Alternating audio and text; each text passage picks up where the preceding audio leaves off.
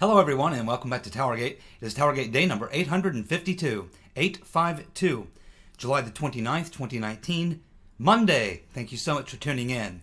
Okay, well, I had a fantastic day on Sunday. It was beautiful weather here. There's some pork chops on the grill, and I actually started off my morning for a couple hours trolling liberals in the comment section of YouTube videos. I stirred up a lot of dust. Got a lot of people, got a lot of crazy liberals angry at me. So that's a perfect way to start my day.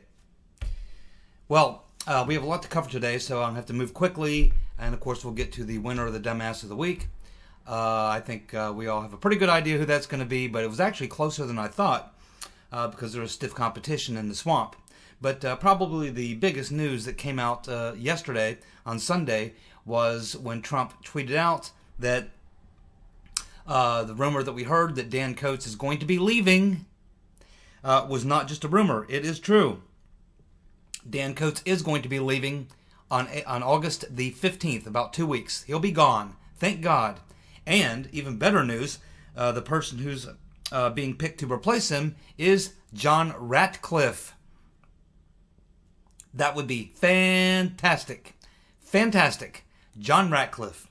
I do believe it'll be easier to confirm Ratcliffe than it will be Nunes. But it's still probably going to take every Republican vote and probably Pence casting a tiebreaker. But we'll see how that goes. But I do think that Ratcliffe will get confirmed. And so this is really, really, really exciting news. I'm not sure who the stand-in is going to be in between Coates stepping down and Ratcliffe being confirmed, because I assume that confirmation is not going to happen until after Congress comes back from the fall break. And so we're talking probably at least the second, third week of September, which is about the time that the IG report is due out. So could be a very, very fun month in September, the way it's looking right now. So there we go. John Ratcliffe to replace Dan Coats, removing another obstacle to getting to the truth. And a guy who should be very nervous right now, Christopher No Shit Sherlock Ray. No Shit Sherlock Ray. Because I can assure you that he's very high on the list of the next people to get the boot. He better pay close attention. Now, on Sunday morning, Devin Nunes was on Maria Bartiromo, as was Papaglopoulos. So he was talking about, I just want to expand on something he said. He was talking about how Flynn was invited over to the London Center by this Stephen Schrage character. And then he started talking about how this plot into Flynn began and how the investigation into him began because he was accused of having some sort of a romantic affair with this woman, Svetlana Lokova. And that was the reason that they used to spy on Flynn, which, of course, allows them to spy on Trump. Now, that's true. What Nunes said there is true, but that's a very stripped-down version of it because there's a lot more going on here. I don't have time to go through the entire thing, but let's not forget that at that particular point when they invited Flynn, Halper and Christopher Steele were both involved in that. Halper arranged for Flynn to be seated next to Lokova, and Christopher Steele was sitting right behind those two, listening in on what they said, which shows us that's when we first learned that Steele and the fat man, Stefan Halper, had some sort of a friendship, relationship, or what have you. They were working together to set up Flynn, and it was from that they used that to start the investigation into Flynn, which is hard to believe but true. And of course now we know that Svetlana Lokova has filed a lawsuit against Halper for that setup and for various other things, tarnishing her character or what have you. So that's kind of what's going on there. And the way that we know that Steele was seated behind Halper, we got that information from Sebastian Gorka about a year ago. I think he's British or has British connections or friends or whatever, and he was told that by someone who was there, who has connections to British intelligence or what have you. So that's a little bit more of a complete story about what's going on there that Nunes was talking about on the Bartiromo show. Okay, so we also had Ratcliffe, and Ratcliffe made a very interesting statement, which I'll be piggybacking onto here in just a minute. Ratcliffe said in his statement when he was talking to Maria Bartiromo, he said, and the writer, the report was written by Hillary Clinton de facto legal team. Hillary Clinton's de facto legal team. And he was responding to the conversation about Mueller and whether he even wrote the report or even read the report. And this is what Ratcliffe told Maria Bartiromo. He basically said that the report was written by Hillary Clinton's de facto legal team, which was headed up by Weissman. Keep that in mind.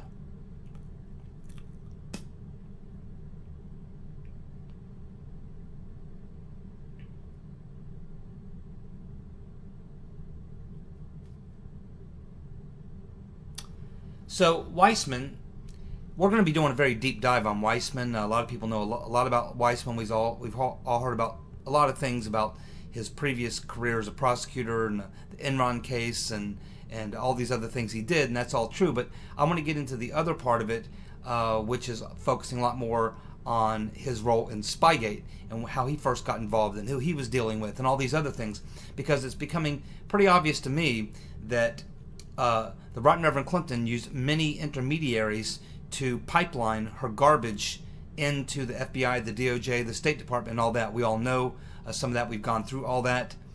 She was using Jonathan Weiner to pump it through the State Department, using Christopher Steele to pump it into the FBI. She was using media outlets, of course, to put an overall cover on everything. So, as most of you know, I've said that when we get to the bottom of this, we are going to find that the Right Reverend Clinton was the mastermind of the plot, that she planned, organized, directed, and controlled the entire plot. And I think that that's what we're going to learn when we get to the bottom of it.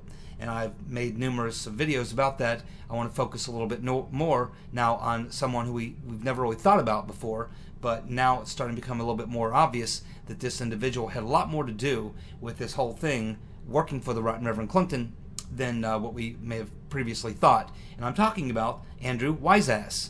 Andrew Weisass. So we learn that Andrew Weisass worked with Loretta Lynch at the Eastern District of New York, right along with Beryl Howell. And of course, Beryl Howell is the judge who oversaw Mueller's grand jury. So here's Weissman very close to Loretta Lynch and Beryl Howell. And Howell, of course, was the judge who oversaw Mueller's grand jury, which, of course, wasn't Mueller at all. It was Weissman. So Weissman's got his old buddy, his old friend from the Eastern District of New York, is the judge who's over the grand jury proceedings. And we learn that Weissman had a very close relationship with Loretta Lynch at the Eastern District of New York. They didn't just work together, but they often went to lunch together. They got together socially after hours, went to dinner and things like this, because they had a very close connection with their extreme left-wing liberal politics. And of course we know that Loretta Lynch is very, very closely tied to the Clintons. Very closely tied to the Clintons. It's the Clintons that really launched Loretta Lynch's career at the federal level. So keep that in mind. Andrew Weissman, very close to Loretta Lynch, who's very close to the Clintons. Now, we learn from the book Shattered, which is the book that was written by these two Democrats who worked for a news organization, and their job was to cover the Clinton campaign in 2016. They were there the whole time. Their only job was to cover the Hillary Clinton campaign. They were on her plane all the time. They were at all of her rallies. They were everywhere, and they were there the night. On election night, they were there in New York, where she was supposed to win, and of course she lost. And they wrote a book about it, and it's called Shattered. So here's a quote from the book Shattered. The strategy had been set up within 24 hours of her campaign speech. of her concession speech. Mook and Podesta assembled her communications team at the Brooklyn, New York headquarters to engineer the case that the election wasn't on the up and up. Russian hacking became the narrative they decided on to explain Hillary's defeat. So Podesta and Mook wrote the script they would feed to the press. So what they're talking about here is after the Rotten Reverend Clinton has lost, Mook and Podesta put their heads together to try to figure out what sort of an excuse that they're going to make for why the Rotten Reverend Clinton lost. And that is how we get this paragraph. So the Rotten Reverend Clinton loses. Podesta and Mook get together, put their heads together to come up with a reason why Hillary lost. They have to create the narrative, and that's how we get this paragraph. The strategy had been set up within 24 hours of Hillary's concession speech. Mook and Podesta assembled their communications team at the Brooklyn, New York headquarters to engineer the case that the election wasn't on the up and up. Russian hacking became the narrative they decided on to explain Hillary's defeat. So Podesta and Mook wrote the script that they would then feed to the press. Now let's keep in mind that Andrew Wiseass was there. He was there. Let's also remember that Andrew Wiseass donated the maximum to the Hillary Clinton campaign in 2016, the maximum being $2,300. So here is Wiseass. He's totally connected to all these Clinton cronies in the Eastern District of New York. He's a hardcore Hillary supporter. He's a far left-wing liberal. He's very close friends with Loretta Lynch, who's very close to the Clintons. He donates the maximum $2,300 to her campaign. He's there at the event the night that she lost. Now, is connected as Wiseman is to all these people around the Clintons, and the fact that he made this donation, and the fact that he's a pretty prominent person in the room. He wouldn't just be the average Clinton supporter. He's much more than just the average Clinton supporter. He's very close friends with a lot of people that the Clintons know very well. He's a fairly powerful person in the Eastern District of New York. He's one of the top attorneys there, U.S. attorneys, prosecutors. I wonder if that evening, if Weissman talked with Podesta or Mook, or if he had ever talked with Podesta or Mook, if he got together with Podesta and Mook at any time shortly after Hillary's defeat. I'm wondering if maybe Weissman may have been involved or been aware of the decision to launch the Russia hoax narrative that we can see was launched just 24 hours after Hillary lost. I'm just wondering, because Weissman was there, he's very connected, knows a lot of people. He would have been a VIP, not just a regular Joe. He would have probably had access to the people behind the curtain, which would be the Rotten Reverend Clinton, certainly Podesta and Mook. And it just makes me wonder if it's possible that Weissman may have been one of the people who would have been coordinating with people in the Clinton campaign to move the dossier, the Trump-Russia collusion hoax theory, through the various channels within the government. It's certainly, I think, enough connections here that you would certainly like to bring in Wiseass, put him under oath, and ask him about his dealings or conversations or activities with the Hillary Clinton campaign officially, as well as Podesta, Mook, or anyone else in the campaign.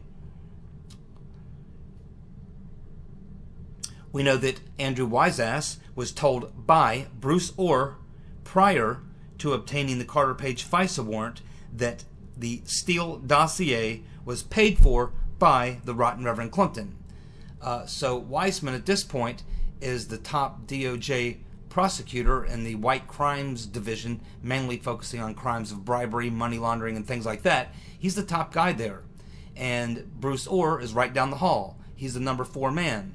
And so very early back in 2016, would have been somewhere July or August of 2016, Orr is working with Weissman. So Weissman is involved. He knows everything that's going on with the dossier. He knows that Orr is moving the dossier. He probably knows Orr's wife's working for Fusion GPS. He certainly learns at this time that Hillary paid for it. So he knows all this stuff, and I'm just wondering if in fact that was new information, or if Orr went to Weissman because he was comfortable with him, because he knew that he was already an insider in the plot. Orr and Weissman need to be questioned about this entire thing and about their relationship, when that began, how it began, why it began, and exactly what the history is between those two in association with the Russia hoax, the Clinton campaign, Fusion GPS, and all the other surrounding things.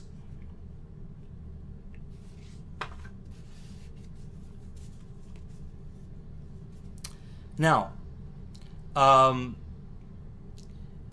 getting back to the point of the Rotten Reverend being the one to control the whole thing, and I've explained before how I think the dossier, so-called dossier, Steele dossier, and remember, there's not one dossier. There was 3 or 4 different versions, some people say 5, of the dossier, and that's because there was actually 2 original dossiers. One being the so-called Steele dossier, and the other being the Shearer dossier, which turned out to be essentially one and the same. What does that tell us? Well, it tells us when they probably came from the same source. Most of you know, I have said that Steele probably didn't write a damn bit of it. He might have arranged some of it. He might have used his friend, Mr. Baumgartner, to help him embellish some of it. But for the most part, Steele was the salesman. He was too busy trying to sell the dossier than to have been able to put it together. He was just out there selling it. All the information we have about Steele is that he was pushing the dossier. We don't have a whole lot of information where he's out there putting the dossier together. And these 2 so-called Russian sources, they were already publicly known before he mentioned him to Kathleen Kavalik, and they've never been questioned as far as I know. And I bet if they were questioned, they'd say that they don't know what the hell he's talking about. As I've said to many times, there were no Russians. The only Russians that you might have found were some people of Russian descent who are working for the FBI, the CIA, British intelligence, or they're just oligarchs that are looking for any, that if they could have made up some phony story in exchange for having the FBI or whatever get off their back, so that they could continue whatever they do here in the United States, like Deripaska or one of these people, Milian, these people, that would certainly make sense. But as far as Russians within Putin's government, there weren't any. It's total hoax. And as most of you know, I have said that I believe that the dossiers, and when I say dossiers, you have the Shearer and the dossier. The Shearer and the Steele, so-called dossiers, they're one and the same, and they came from the same people. And I believe that the same people were basically the Rotten Reverend Clinton and her little small group of goons, which would be Sidney Blumenthal, Cody Shearer, the Rotten Reverend, her husband, Slick Willie, probably Podesta, and basically this inside group. And I think they created this entire hoax. And then I think they hired Confusion GPS to help them advance the hoax. And of course, Fusion GPS was able to provide the backdrop because of the work that Fusion had done, or Glenn Simpson and his wife had done 10 years earlier. And then of course they brought in Steele to be the salesman because they knew they couldn't push it. And of course they used Hillary's lawyer over at Perkins Coie to pump it directly into the FBI through Baker. So they used Perkins Coie, pumped it directly to Baker. They had Steele pumping into the FBI. They had Weiner, Jonathan Weiner, pumping it through the State Department. So they had a point man pumping the garbage that was being created by Hillary and her goons. And that's where I think this is all going to end up. Now here's something else that might add to that. So we have this former CIA official. Many of you are familiar with him. His name is Bob Baer. Bob Baer. And many of you are familiar with him. He's kind of a deep state goon. I don't trust the guy. Never really liked the guy. He's a blowhard. But anyway, for all practical purposes, let's take a look at this. Former CIA Bob Baer spoke with Cody Shearer. He spoke with Cody Shearer about Trump Russia in March or April of 2016. Not the summer late summer or early fall of 2016. No, no, no. Cody Shearer is talking to Bob Barer about Trump Russia in mid-April of 2016. Maybe even March. March or April 2016, Cody Shearer is talking to Bob Barer, former CIA, about Trump Russia. This would have been even before the DNC servers were hacked, so-called. This would have been long before the Rotten Reverend lost. This would have been long before all that stuff. But this would have been at the exact same time. This would show that Shearer was investigating the Trump-Russia hoax story at the exact same time that Mark Elias of Perkins Coie was hiring Confusion GPS.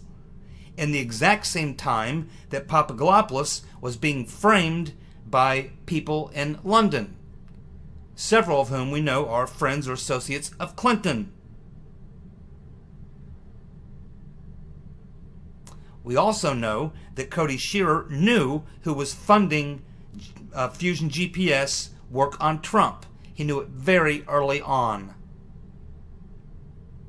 We also know that Shearer's source for a lot of his garbage was his good buddy and Hillary's close ally, Sidney Blumenthal. You see. And of course it was Jonathan Weiner who gave Shearer's dossier to Christopher Steele. More evidence that it was Shearer, Blumenthal, the Reverend Clinton, Slick Willie, probably Podesta, maybe Mook, a few of these insiders, and that's where they were getting it. Of course, they had their little operative from Ukraine, Chalupa, feeding them stuff, and that started in 2015. So this stuff was all cooked up very, very early in the spring of 2016, long before Operation Crossfire Hurricane, long before Downer, before Misfit, before any of this stuff. Shearer was talking to Robert Baer of the CIA in March or April of 2016 about Trump-Russia collusion, long before any of this other stuff happened. In fact, Papadopoulos didn't have his first encounter with these intelligence people until somewhere around May, early May. So this is happening even before Papadopoulos is first approached, which shows you that they had this plot cooking in Hillary's kitchen early in the spring of 2016. You can see how it all developed. Shearer, Blumenthal, the Rotten Reverend, and the reason that once they put all this crap together, then they thought, okay, now how are we going to move it? And that's when they decided, well, how are we going to get it? How can we move it into the FBI? Well, that's when they started pulling names out of a hat, probably. Okay, Christopher Steele. They bring in Confusion GPS. And they have a few ideas. Hey, I got this guy Steele. He could probably move things around through London. He's an ex-MI6. Oh, okay, let's bring him in. Then you got Weiner. He's feeding Hillary's old stomping grounds at the State Department. And then, along with Shearer himself, also doing it. Then they got Hillary's lawyer, their Sussman, feeding it to General Counsel James Baker to get it into the FBI. And then, of course, all of them are pumping it out to the media as fast and as hard as they can. More evidence that the Rotten Reverend Clinton masterminded this plot, that she planned, organized, directed, and controlled the whole damn thing. And I think when we get to the bottom of this kettle of fish that stinks to high heaven, that's what we're going to find.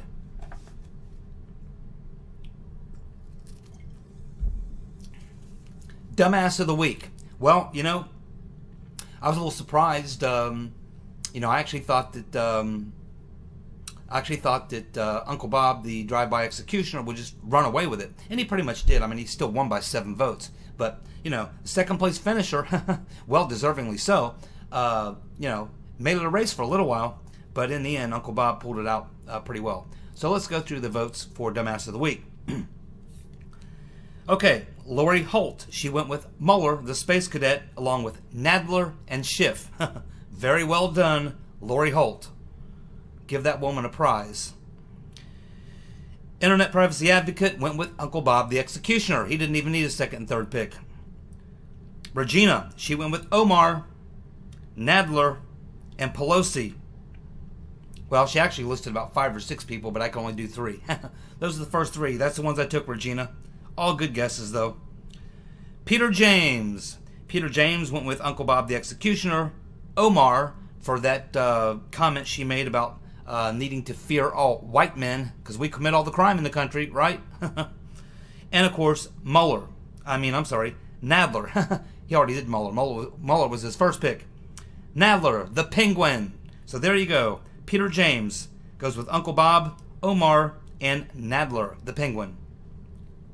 Gene, he went with Nadler, Mueller, and Schiff. Very strong once again, Gene. Mona Lisa, again, another person. She only needed one pick this week. Uncle Bob. Patty Willing. Patty went with Mueller. She's usually right. Nadler, she's definitely usually right. She calls Little Boy Man. I think we used to call them a man-child, but that works for me too. Little Boy Man. And of course, Comrade de Blasio. Thank you very much, Patty Willing. Leslie went with the Rotten Reverend and Uncle Bob. Larry, he went with Uncle Bob, Nadler, and of course he's got Cummings and Pelosi, kind of like a group. Yeah, I guess we could do that, Larry. For you, we'll do anything, Larry. You're the man. Check out Larry's YouTube channel. He's a hell of a musician. Lightwater went with Weissman, wise ass, and who was, of course, the real author of the Mueller report. Well done, Lightwater. Jonathan went with the Penguin, Nadler, Schiff, and Cummings. And of course, he wants an honorable mention for Uncle Bob. Of course, I'm sure he was very honorably mentioned this week. Jonathan, no need to worry about that. William went with Sideshow Bob and Nads. I assume he means Nadler, the Penguin. Douglas went with the Fox News poll. He's talking about the Fox News poll that has everybody beating Trump. Very good, Douglas. Also, Ted Lieu. Oh, my God, Ted Lieu. I'm just waiting for this guy to win. I mean, he says so many dumb things, it's hard to believe he hasn't won yet. So, yes, thank you very much, Douglas, for getting Ted Lieu into the mix. He's not going to win or even place in the top 3. But certainly, we need to hear that name every now and then because Ted Lieu is a pure idiot, man. This guy is dumber than dirt. And, of course, Douglas' third pick would be himself. Douglas himself for suggesting that we get rid of Dumbass of the Week and for commenting on it. Suggesting we get rid of it and then the next week commenting on it. That's all right, Douglas. Don't worry about it, man. We love you, brother, and feel free to have a little fun. It's all right. We get to laugh at ourselves sometimes, right? Let's see. Dennis Waddell. He went with Pelosi, Nadler, and Schiff for brains. Very well done, Dennis Waddell. Pelosi, I like that. We have Jamie, went with Mueller, Nadler, and Pelosi. Strong picks. Media Speaks went with the Penguin. Can never go wrong with the Penguin. Susan, she only needed one pick. Uncle Bob. Lee, yes, that's right. Lee, again, he only needed one pick as well. Uncle Bob, Mueller, the executioner. Amy, she went with Mueller, Nadler, and Schiff. There's like 2 or 3 people that picked those 3 right in order. Mueller, Nadler, Schiff. You should all win a prize. Joey D, he's going with Erica Thomas. Yes, we should not forget Erica Thomas, another fake hoaxer who's been exposed, and now the videotape is out. And man, you just couldn't be more exposed than she has. I don't know how you walk that back. And she's actually a politician to some degree. So, yeah, it doesn't look good for Erica Thomas. Her political career, what little one she had, is probably over. So, yeah, thanks, Joey D, for bringing up Erica Thomas. She deserves an honorable mention. I've been wanting to talk about her, just we've been so busy with other things I haven't gotten to her. Jay Brown. Jay Brown wants to go with the CNN anchor, Victor Blackwell, of course, who went on the rant and literally started crying because of the comments that Trump made about the city of Baltimore. And everything that Trump said about the city of Baltimore is true.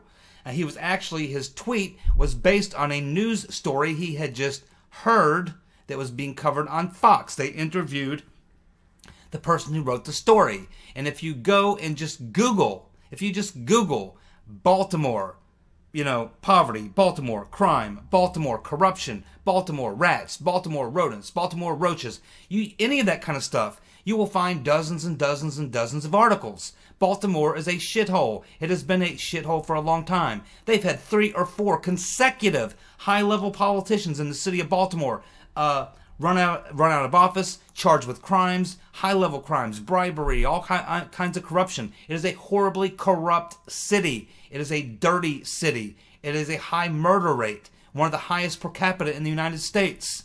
It is filthy. You can see the pictures. I mean, Commie Bernie went there in 2015 and declared it to be worse than North Korea. So, Trump again will be vindicated when everyone goes and actually looks at what he said. Now, they might like the way he said it, and they may think, oh, Trump's mean. He said this mean thing about Baltimore and Elijah Cummings. It's his damn district. He obviously doesn't care. Because he sure don't live in that shithole. So, yeah, Trump will be vindicated once again.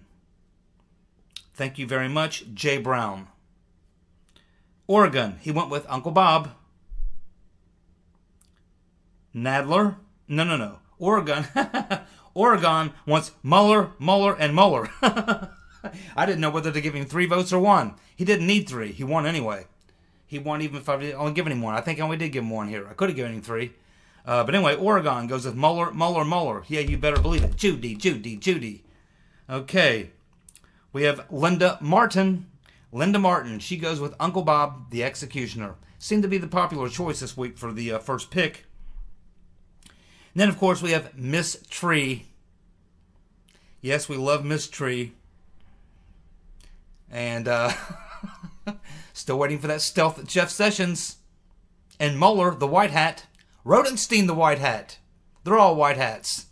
At some point, they're going to come at the end of the whole thing, and they're going to slap the cuffs on Hillary. I'm just having fun with you, Miss Tree. Love you to death, my dear. Now, Miss Tree went with Uncle Bob, the Executioner. Well done, Miss Tree. So, I don't think there's any secret this week as to who the winner of Dumbass of the Week is. It was pretty hard, nearly impossible to beat Uncle Bob. That performance he gave was horrible. It's one of the worst. I've seen some funny people in Congress, some idiots go in Congress, but this guy was held up to be this super duper cop. This guy who had his shit together so much, and he looked like just a bumbling, fumbling old man that not only didn't write his report, don't think he ever read it. So yes, Uncle Bob the Executioner wins, and he wins pretty much. I think he won by 7 or 8 votes over the second place finisher, which of course would be the Penguin, Jerry Nadler. Because right after Uncle Bob falls on his face and has that disastrous performance, Nadler, along with a couple of his idiot friends, step up to the podium and tell us all the wonderful truth bombs that Mueller just dropped and why that justifies moving forward with impeachment. And that's what he's doing. He lives in a parallel reality. He obviously watched a different hearing than we all watched. But as I said, it never mattered what Mueller said. They had this stuff written out a long time ago. They had it planned out a long time ago. That's why they forced Uncle Bob in by subpoena. They didn't give a damn what he said or if he even fell asleep. They only needed Mueller so that they could have the post-Mueller press conference so that they could advance the agenda based on the fake and flat-out lies that he states in that little presser that he gave, right along with Pelosi and Cummings and Schiff for brains. And now Schiff wants to go after the Trump Tower, which doesn't actually exist, in Moscow, which doesn't actually exist. Okay, and that brings us to our third place finisher, the pencil neck geek himself, Adam the Bug-Eyed Fool, Schiff for brains. So there you go. Uncle Bob the Executioner, first place, Dumbass of the Week, followed by Nadler the Penguin and the pencil neck geek, Schiff. Thank you so much for tuning in. I'll be back tomorrow with more TowerGate. See you guys. Bye.